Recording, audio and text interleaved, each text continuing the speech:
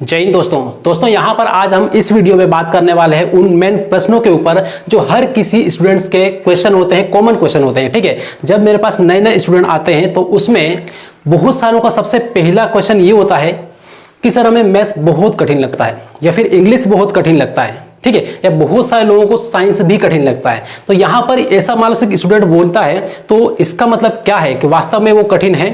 नहीं है। ठीक है, वास्तव में मैथ्स कठिन नहीं है, ना ही साइंस कठिन, ना ही इंग्लिश कठिन है। ठीक है, सिंपल सा फंडा है कि वो स्टूडेंट्स कुछ नियम नहीं जानते हैं जो मैं इस वीडियो में बताने वाला हूं, नहीं जानते हैं, जिसकी वजह से उनके मार्क्स कम हो जाते हैं, वो उस तरीके से पढ़ाई नहीं कर पाते हैं।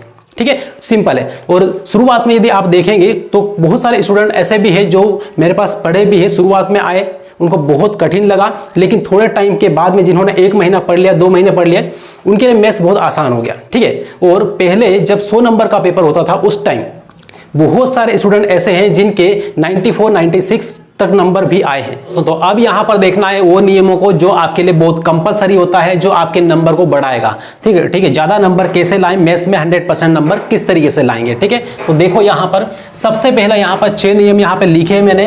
अब इनको अच्छी तरीके से घोल के पी जाना, पेपर में लिख लेना और दीवार पे चिपका देना है, डेली आपको देखते रहना है। ठीक है, चलिए तो यहाँ पर सबसे पहले यहाँ पे 3 पॉइंट यहाँ पे ध्यान रखना है। पहला पॉइंट यहाँ पे, दूसरा पॉइंट, तीसरा पॉइंट। ठीक है, तो खुद से वादा, मेहनत ज्यादा और मजबूत इरादा। तो यहाँ पे 3 पॉइंट सबसे ज्यादा इंपॉर्टेंट है, आपके लिए ध्यान रखना है। खुद से वादा, मेहनत ज्यादा और मजबूत इरादा। जब भी कोई काम करने की आपने ठानी है तो थोड़ा सा आपका जो इरादा खुद से करना है वो थोड़ा सा मजबूत होना जरूरी है। और यहाँ पे मेहनत करना है और मेहनत करने में कभी भी पीछे नहीं हटना है। ठीक है, जो मेहनत में आलसी करेगा वो ज्यादा मार्क्स नहीं ला पाएगा, वो उस आलसी के हिसाब से ही नंबर मिलेंगे उसको। ठीक है, चलिए उसके बाद में फिर यहां पर देखें तो मजबूत इरादा। आपका जो भी इरादा है एकदम मजबूत होना चाहिए, किसी भी हालत में उससे आप अलग अपना रास्ता ना भटके। ठीक है, अपना रास्ता ना बदले। ठीक है, अब इसके बाद फिर यहां पर देखें चौथा वाला पॉइंट यहां पर आता है। चौथा वाला पॉइंट क्या कहता है ये थोड़ा सा देख लो। इसमें यहां पे ये धैर्य।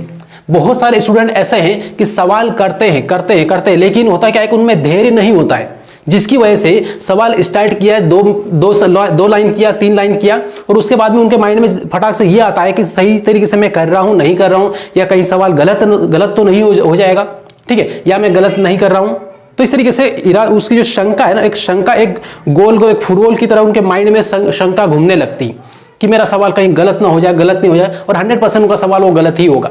तो माइंड में कभी भी कंफ्यूजन क्रिएट नहीं करना है। जब सवाल कर रहे जैसा जा रहा है जाना है दोस्त को, एंड में देखा जाएगा, सही आएगा गलत आएगा देख लो। ठीक है, तो इस तरीके से यहाँ पे ये तो धैर्यवान बने, थोड़ा सा शांति बनाए रखें और उसके बाद में उसको आगे हल करते जाएं। उसके बाद समय की पाबंदी रखें। टाइम को ये देखना है कि आप कितने आज के दिन में कितने घंटे पढ़ाई की। ऐसा नहीं करना है कि मान लो कि आपने टाइम बना के रख लिया है, इस टाइम में ये पढ़ना, उस टाइम में ये पढ़ना, फॉलो नहीं कर पाते हैं। ठीक है, आज के दिन में आपने कितने घंटे पढ़े हैं ये डेली लिखो। कल कितने घंटे आपने पढ़े हैं और कितना टाइम आपने बढ़ाया है पिछले दिन से वो लिखो। और चौथे वाले पॉइंट ये करना है कि आपने कंसिस्टेंसी कितनी रखी है, मतलब कंटिन्यूटी, वो आगे बात करेंगे इसमें। ठीक है, तो इस तरीके से टाइम को ध्यान रखना है और सही दोस्ती, सही संगति रखना बहुत जरूरी है। यदि आप अच्छे पढ़ने वाले स्टूडेंट हैं लेकिन आपको यदि कोई गलत दोस्त मिला तो आपका जो पढ़ाई है वो पूरी बर्बाद करवा देगा। ठीक है, और यदि आप एक कमजोर स्टूडेंट भी है, आपके नंबर ज्यादा नहीं आते हैं, लेकिन वहीं पर आपकी एक ऐसे लड़के से दोस्ती हो गई जो बहुत अच्छा पढ़ने में है, जिसकी मेंटेलिटी अच्छी है, सोच अच्छी है, ठीक है, गलत हरकतें वगैरह नहीं करता है, उसके साथ में रहे तो आपकी जो नंबर है, मान लो 40 नंबर आ रहे थे तो 50-60 आराम से जाएंगे। ठीक है, तो इस तरीके से यहाँ पे संगति बहुत हद तक आप मैटर करती है कि आपके नंबर कितने आएंगे। बहुत सारे स्टूडेंट ऐसे हैं जो घर से निकलते हैं, कोचिंग के लिए आते हैं, लेकिन कहीं और पर गार्डन में कहीं पर बैठ के वहां पे चले जाते हैं। ठीक है, होता है, कई स्टूडेंट को देखा है इस तरीके से। ठीक है, तो ये यहां पर ना करें। ठीक, तो ये 6 पॉइंट आपके लिए मोस्ट इंपोर्टेंट है। फिर से यहां पे देखना है खुद से वादा, मेहनत ज्यादा और मजबूत इरादा, याद रखना है इसको। राइट, अब इसके बाद फिर यहां पर देखिए अगला वाला जो इंग्लिश में मैंने लिखा है, थोड़ा सा इसको भी फोकस करना है। ठीक है, यहां पे सबसे पहले क्या है कि जो गोल लिखा है, तो सबसे पहले अपना गोल डिसाइड करें कि आपको पढ़ाई करना है, लेकिन क्यों करना है। बहुत सारों को क्लियर ये नहीं होता है कि क्यों करना है पढ़ाई। ठीक है, तो आपका मेन फोकस होना जरूरी है और जो भी गोल डिसाइड करो थोड़ा सा लंबा हो। ठीक है, लॉन्ग टर्म गोल हो।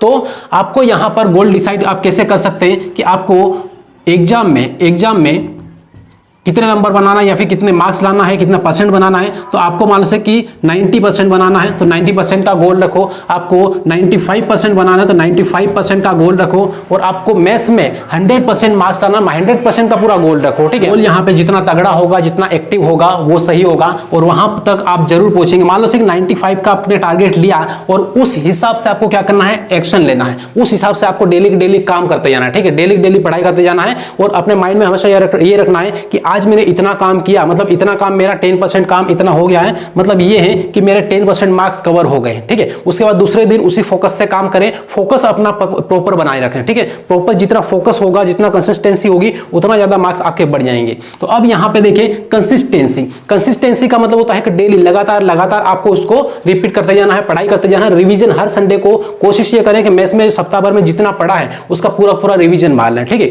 वहीं से आपकी एक्टिवनेस बढ़ेगी और वहां से आपके नंबर बढ़ जाएंगे। जितना ज्यादा प्रैक्टिस करेंगे, रिपीट करेंगे, उतना ज्यादा आपके मार्क्स बढ़ेंगे, ठीक है।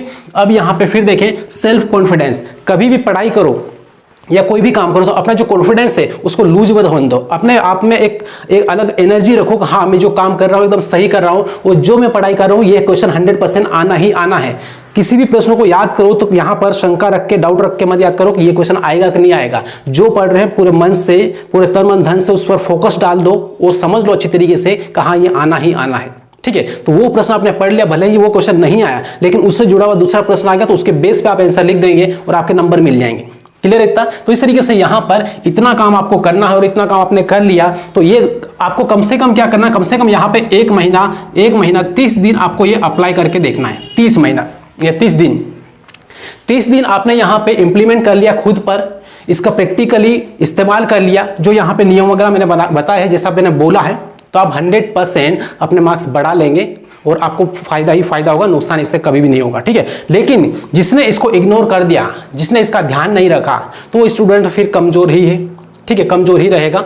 अब उसको फिर ऊपर वाला भी आएगा तो नहीं उठा पाएगा, ठीक, वो भी उसका मदद नहीं कर पाएगा। मान लो भगवान भी मदद करता है तो उसी की मदद करेगा जो खुद की मदद करना जानता है, ठीक। इसलिए आपको ध्यान रखना है, समझना है और सब लिख के रख लेना है, ठीक है, और इसका इंप्लीमेंटेशन करना आपको, ठीक है। फिर बाकी कुछ भी मान लो से दिक्कत हो तो आपको स्क्रीन पर नंबर मिल जाएगा, इस पर आप व्हाट्सअप कर सकते हैं कि आपको क्या दिक्कत है, मैथ्स में दिक्कत है, इंग्लिश में दिक्कत है या फिर साइंस में दिक्कत है, ठीक है।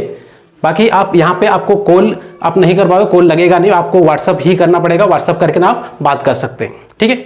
चलिए तो मिलेंगे अगले वाली वीडियो में, तब तक के लिए जय हिंद।